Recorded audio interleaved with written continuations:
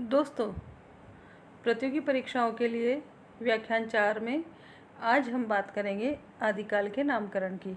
आदिकाल के नामकरण की समस्या हमारे समक्ष उपस्थित होती है जब हम इसका अध्ययन करते हैं।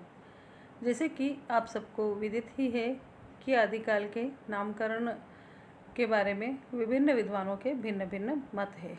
हम बात कर रहे हैं हिंदी साहित्य के आदिकाल की। तो सबसे पहले तो हम उन नामों को एक बार देख लें जो विभिन्न विद्वानों के द्वारा हमारे समक्ष प्रस्तुत हुए हैं। वीरगाथा काल आचार्य रामचंद्र शुक्ल, सिद्ध सामंत काल राहुल सांकृत्यायन, संधि एवं चारण काल डॉक्टर राम कुमार वर्मा, बीज वपन काल महावीर प्रसाद द्विवेदी, प्रारंभिक काल मिश्र बंधु, अपभ्रंश काल चंद्रधर शर्मा गुलेरी एवं धीरेन्द्र वर्मा, संक्रमण काल हरीशचंद्र वर्मा, डॉक्टर राम खेलावन पांडे, बाल्यावस्था काल रमाशंकर शुक्ल रसाल,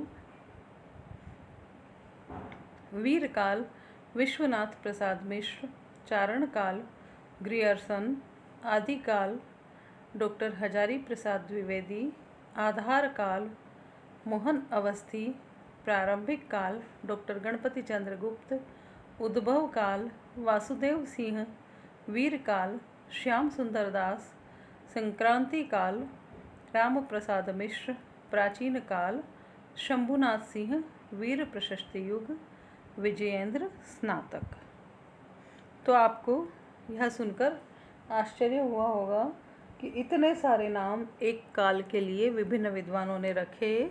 कहीं उन्होंने साहित्य रचना को, कहीं रचनाकारों को, कहीं उस युग की प्रवृत्ति को, कहीं भाषा को आधार बनाकर भांति भांति के विद्वानों ने भांति भांति के नाम आदिकाल के रखे। अब इस समस्या का निवारण कैसे हो कि आदिकाल का नाम क्या होना चाहिए, तो इसमें से भी हम सभी इतने महत्वपूर्ण नहीं हैं। कुल 5-6 नामों के बारे में चर्चा कर लेते हैं कि कौन सा नाम उचित है, कौन सा नहीं है, क्या इसका नाम होना चाहिए। तो दोस्तों, सर्वप्रथम हम बात करते हैं आचार्य रामचंद्र शुक्ल द्वारा प्रदत्त नाम वीरगाथा काल की। जैसा कि आपको विदित है, आचार्य शुक्ल ने इस काल का नाम वीरगाथा काल रखा है। उसे बाद के विद्वान अनुपयुक्त मानते हैं। वे कहते हैं सर्वप्रथम तो कि शुक्ल जी के नामकरण की परिधि अत्यंत संकीर्ण है। दूसरा, वे बताते हैं कि शुक्ल जी ने सिद्ध साहित्य, नाथ साहित्य, जैन साहित्य को सांप्रदायिक ग्रंथ कहकर इनकी उपेक्षा की है, जबकि ये आदिकाल के महत्वपूर्ण ग्रंथ हैं। दोस्तों, अगर आप आदिकालीन साहित्य का अध्ययन कर चुके होंगे तो आपको ज्ञात ही होगा कि आदिकालीन साहित्य को हम 5 शीर्षकों के अंतर्गत विभाजित करके पढ़ते हैं। वे हैं सिद्ध साहित्य, नाथ साहित्य, जैन साहित्य, रासो साहित्य और फुटकर। तो अब जब इसमें से 3 भाग तो शुक्ल जी ने पहले ही अलग कर दिए, सिद्ध, नाथ और जैन साहित्य।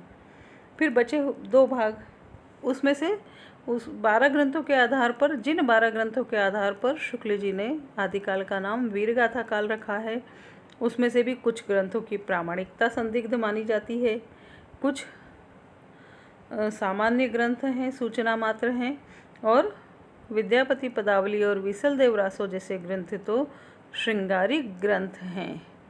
तो फिर हम कैसे इस काल को वीरगाथा काल कह सकते हैं? कुल मिलाकर आचार्य शुक्ल की महत्ता को स्वीकार करते हुए भी हमें इस नाम को अस्वीकार करना होगा। दूसरा नाम जिसकी हम चर्चा करेंगे वह है सिद्ध सामंत काल। राहुल सांकृत्यायन ने सिद्धों की वाणी और सामंतों की स्तुति के आधार पर इस काल को सिद्ध सामंत काल नाम दिया है। यह भी उचित नहीं कहा जा सकता है, क्योंकि इससे 2 अलग अलग धाराओं का, एक तो सिद्धों की धारा जो चली आ रही है और दूसरी जो सामंत लोग हैं उनका बोध होता है, इसलिए यह नामकरण भी उचित नहीं कहा जा सकता।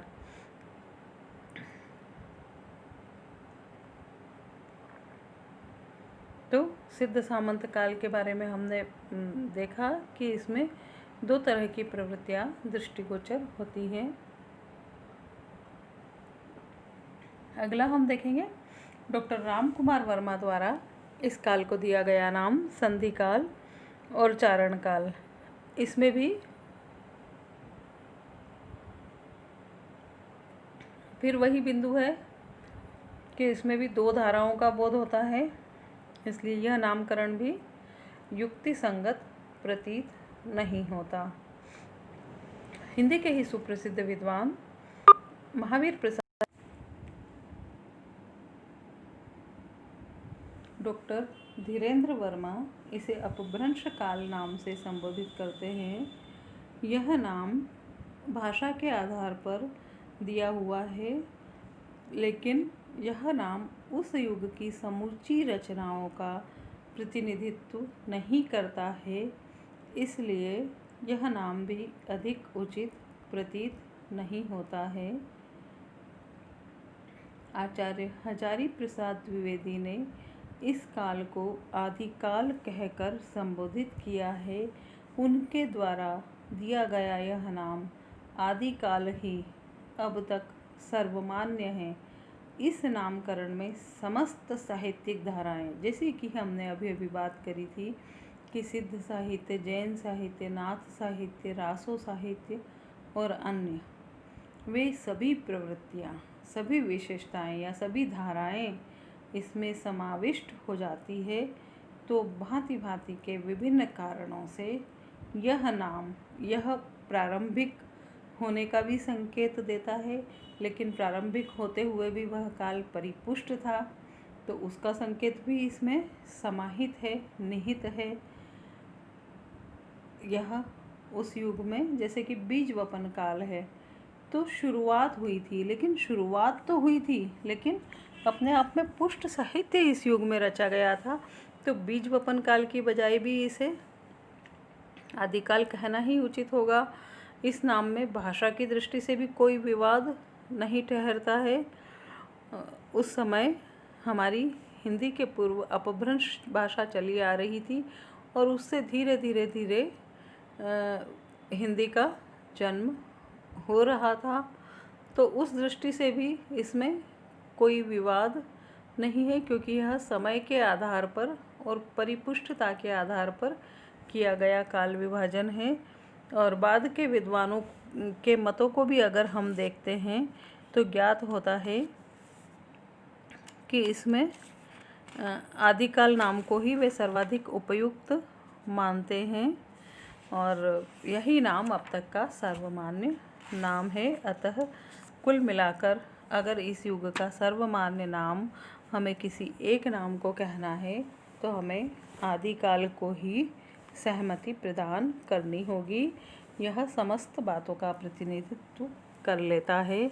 तो दोस्तों, आपको ये महत्वपूर्ण नाम और किन किन विद्वानों ने ये नाम दिए हैं ये आपको स्मरण हो गया होगा। इसके अगले व्याख्यान में हम बात करेंगे आदिकाल की प्रमुख रचनाओं और रचनाकारों की, या फिर हम यूँ कहें कि आदिकाल का साहित्य जिन 5 भागों में बंटकर अध्ययन किया जाता है, उन 5 भागों की आप मेरे ये छोटे छोटे वीडियो ध्यान से सुनते रहिए।